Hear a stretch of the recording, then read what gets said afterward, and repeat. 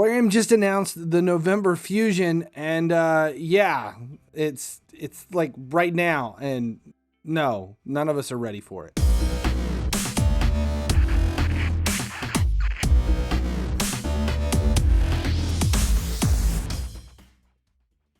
What's up, guys? Finally, he sleeps here, and this is the new fusion for November. It is Ugir the Wyrmeater, and I think you have to say it like that. Normally, we name these champions.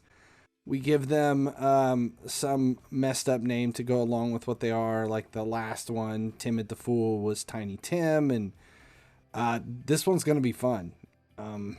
He looks like a dropped toy from Teenage Mutant Ninja Turtles and He-Man, Master of the Universe, put together.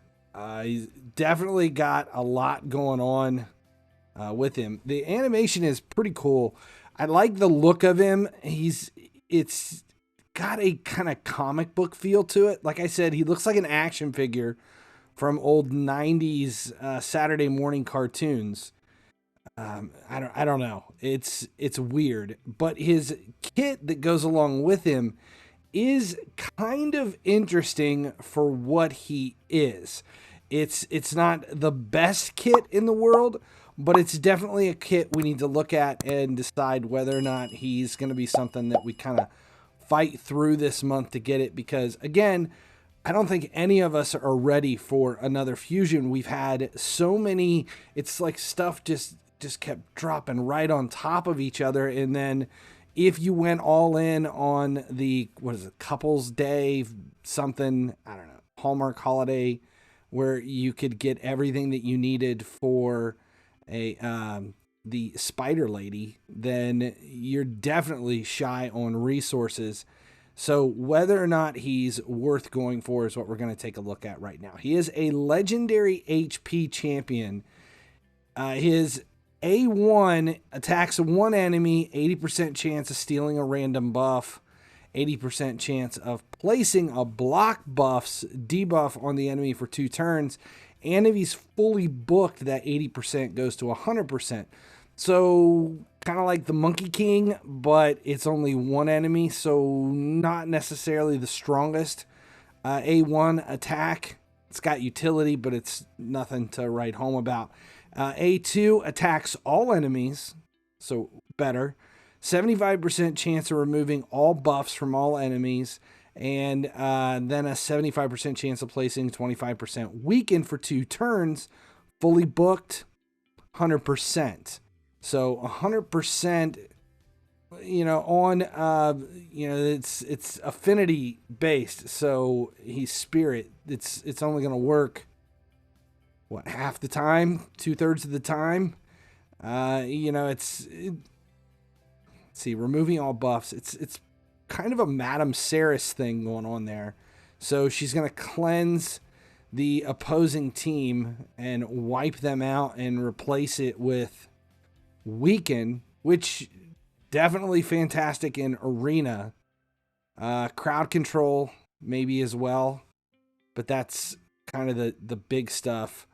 Ogren Fortitude places a 50% increase accuracy and a 60% increase defense, whose defense is higher, or increase attack, whose attack is higher on all enemy or all allies.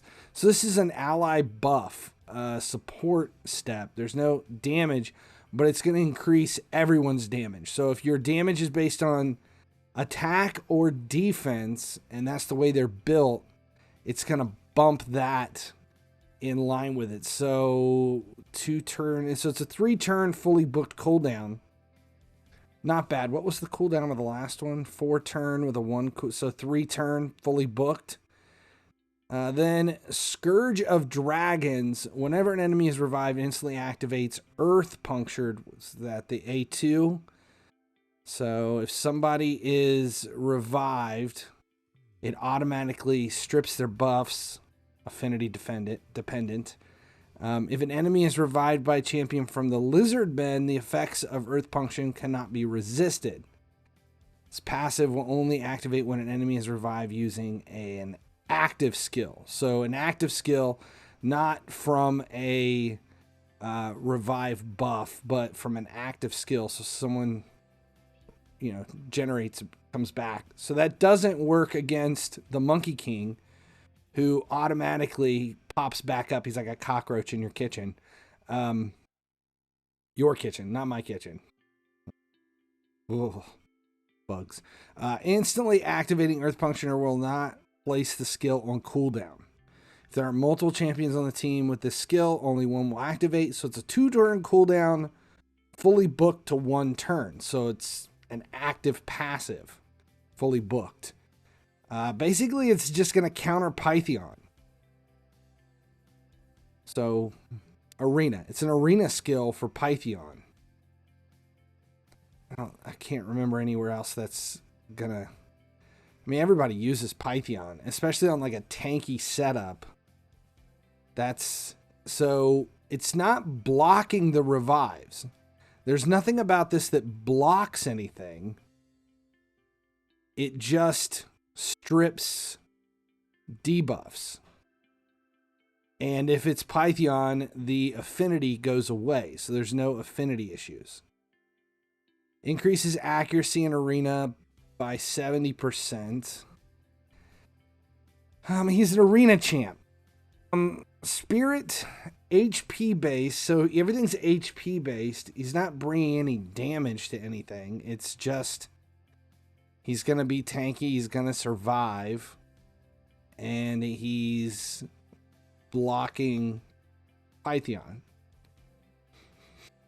I can see him in some of the Arena teams. That's where his utility is obviously set up for 100%. But whether or not he's really worth all of the effort to get him, it's not going to do you a whole lot of good in HYDRA. Doom Tower Waves. Okay, so comparing him to someone else who's going to strip everybody of their stuff. Like for Arena, Madame Saris is kind of a go-to for me. For stripping if I've got a speed tune set up, but she's a little bit more difficult to stay alive. This is an HP base, so he's going to be tanky to begin with, and he'll be able to do that stripping quite a bit on his AoE. And it activates anytime someone revives him.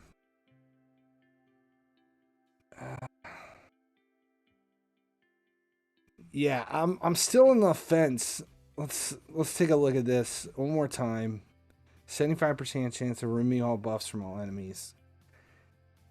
That's every time someone is revived. So he basically just counters with that whenever anybody is revived.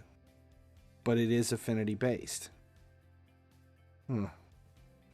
Yeah, I don't know. It is a niche champion. He is only going to work in Arena unless you have him built specifically for other areas. I think this is one that you could probably pass up and it not be too account detrimental. He's not going to be really that exciting in like clan boss or anything. He doesn't bring any heavy damage. It's just another support champion. I would say 50-50 if he's worth the effort. And if you're light on resources coming out of some of these big events, you're probably better off just kind of holding on this one. It's just my opinion. If you've got a different opinion or you see something that I missed here in this champion, let me know in the comments below, because I am 100% willing to change my opinion on it. In fact, I will probably go ahead and get him anyway, because I cannot remember the last time we've had a fusion that I didn't jump on him just because. And I grew up with Teenage Mutant Ninja Turtles and He-Man And it's really going to be hard not to have that in there just for the looks on top of shits and giggles. So, yeah. Is that a Triceratops / dragon thing on his shoulder? Oh boy. Definitely looks like something straight out of 1992. Like, wow. Wow. Digging him. Digging him. Just wish his kit was slightly better. Slightly. Not a whole lot. Just slightly. That's it. I'm Finally He Sleeps. Thanks a lot for helping out. I hope this info helped. If it did, make sure you subscribe. And then don't miss when a video goes live. As long as you guys keep watching, I'll keep making videos. Thanks for watching. If you haven't noticed, my YouTube channel has expanded. Subscribe here for Raid Shadow Legends content, but make sure you check out my other channels as well for EA Sports FC, everything automotive over at Gearheads, and visit Cringeworthy for a few laughs. Subscribe links are right over there.